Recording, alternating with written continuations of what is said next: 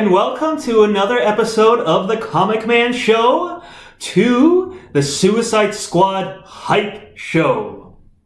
So I thought, with just a little over 2 weeks to go until Suicide Squad premieres, it will be apt to give a quick overview and hype up this movie and also provide some background for you, the general audience, that might be more on the fringe, that who recognizes characters like Joker and Harley but doesn't know the rest.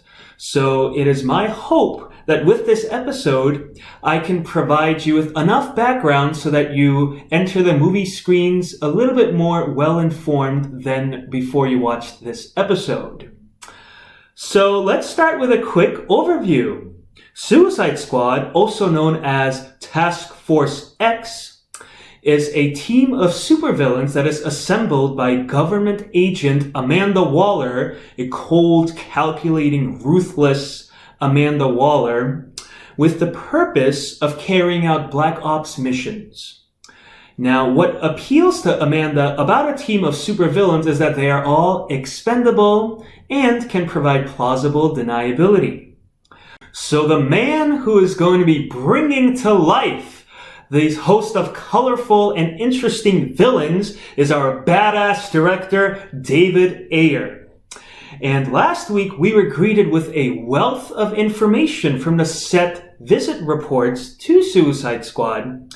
And we learned a few more things about this movie that, despite viewing 3 trailers, we still know next to nothing about.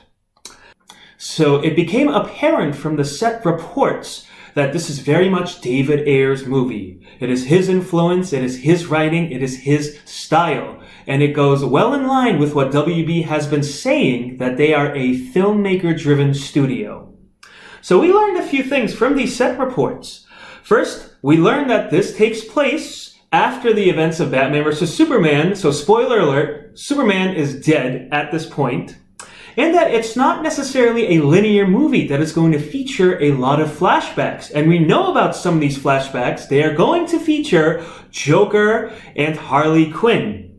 Now, speaking of the Joker, this is going to be an iteration that is a lot more closer to the comics. It's going to embrace a lot more of his flamboyancy. And David Ayer just really wanted to make more of a grounded Joker that could exist in this established world, as well as in our own contemporary world. The inspirations taken were from drug cartels and drug kingpins on Instagram that would display their lavish spending and their lavish and extravagant lifestyles. And this is clear from all the promotional material that we've seen of the Joker, that he has these constant wardrobe changes and he puts his face and his insignia on virtually everything. Now, this Joker is also going to be an agent of chaos, much like what Heath Ledger's interpretation was, but he's going to go deeper than that. He's going to be a psychopath, and he's going to view Gotham as his playground, as his domain. He's going to be a top-tier boss of the criminal underworld here, and everybody needs to get along with him in order to play in his playground.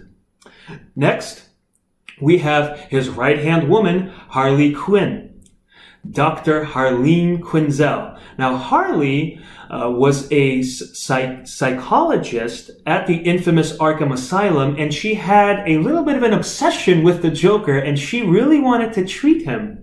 However, Joker, using this obsession and his vast genius, was able to brainwash her, was able to manipulate her, and grow that obsession into an infatuation and a need for him. And ever since then, she has just been driven crazy. She is insane, and she will do anything for her puddin', Joker. Now, Joker doesn't treat her well. Joker sees her as his property, as his plaything, is very abusive towards her, but she sees this all coming from a place of love. So I expect to see this dynamic play out in the movie as well. She's also a master gymnast, an acrobat, and she's pretty formidable in a fight, which we will see. Next up, of course, we have the rest of Task Force X, Suicide Squad. And David Ayer said that how even though he wants to breathe life into all of these characters and make them all fully realized characters, this is going to be more of Deadshot's movie. Deadshot being played by Will Smith. So I'm going to quickly go through the roster of the Suicide Squad. First, there's Harley, of course, and then we have Deadshot, who is a master sniper, a master marksman. He's the best shot in the DC universe, or one of the best. I don't want anybody to try to nail me on somebody else. And I'm sure in this movie they're going to say he's pretty proficient in hand-to-hand combat, but his thing is usually shooting things and people. Next up, we have the crazy Australian George Digger Harkness, Captain Boomerang. Now, I expect audiences to really like and fall in love with both Captain Boomerang and Killer Croc. Now, Captain Boomerang obviously uses boomerangs as his weapon of choice. He's a racist. He's loudmouth. He has anger issues, which all seems to come into play from the trailers that we've seen, and it seems like he's going to be a lot of fun. One of my favorite moments in all the trailers is that amidst all that action, he takes a moment to take a sip of beer, which always gets a laugh out of me every single time that I see it. Next up, we have another Batman villain. So far, we've had two Batman villains, Deadshot and Killer Croc, with Captain Boomerang being more of a Flash villain. So we have Killer Croc, Waylon Jones, who was born with a skin pigmentation that resulted in him having like cracked and hard skin. And he was made fun of throughout his life. He was forced to join a circus and as be one of the freaks as the circus boy, and then eventually he just grew so tired and so angry from all of the ridicule that he filed his teeth down. He gave in to some more of his baser and animalistic tendencies, and he just fully embraced that Killer Croc moniker. Now, what I like is that the actor said that he went to the Everglades and studied how crocodiles move and how he incorporated that in his performance, from the way that Croc moves to how he actually fights even, which is going to be a treat to see. Now, Croc is more or less more of a dumb brute in the comic books. He has been proven to have the aptitude enough to rise to the very top of the criminal underworld, but he's more or less portrayed as an animal, as a dumb but lovable brute, which is something I expect for us to get here.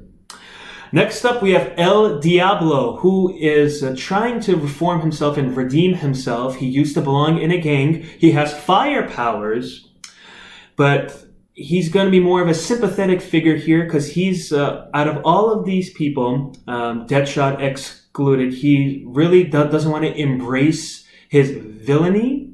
He wants to redeem himself. He really doesn't want to resort to violence, but at times he's forced to, which is what I think is going to happen in this movie as well. We also have Slipknot, who's a master of ropes and a master assassin. I really don't give a shit about Slipknot, and my guess is neither will the general audience, and he's going to be one of the Suicide Squad members to go, one of the really expendable ones, and expect him to go early on in the movie. Next up, we have Katana, who plays the bodyguard of Rick Flag, who is a recruited soldier by Amanda Waller to lead Task Force X, and she's just a badass, and I'm sure audiences are going to love to watch her fight. She's stoic, no nonsense, and just will do whatever it takes to get the mission done. Same with Rick Flag. He has a little bit of a boring personality, but he also has this dilemma on his hands, like how to get this team of super villains to get along and to turn their mind on the task at hand. Now, David Ayer also said something very interesting, something that really got me pumped up and got my juices flowing. He said, and he described Suicide Squad as more of a Batman movie where the point of view is from the villains. Now, there's something very interesting. So Batman does have a cameo in this movie, and we actually don't know the size of his screen time. I hope it's more on the substantial side. And he describes Batman as being more of a stalker, a hunter, and just having that terrifying viewpoint from the villains. Because in this universe, Batman has captured all of these villains and has incarcerated them himself. So almost all of these villains have a history with Batman already, which I love, is that we are being thrown into this universe that is already established and living and breathing. So David Ayer also said that there are going to be multiple major action set pieces.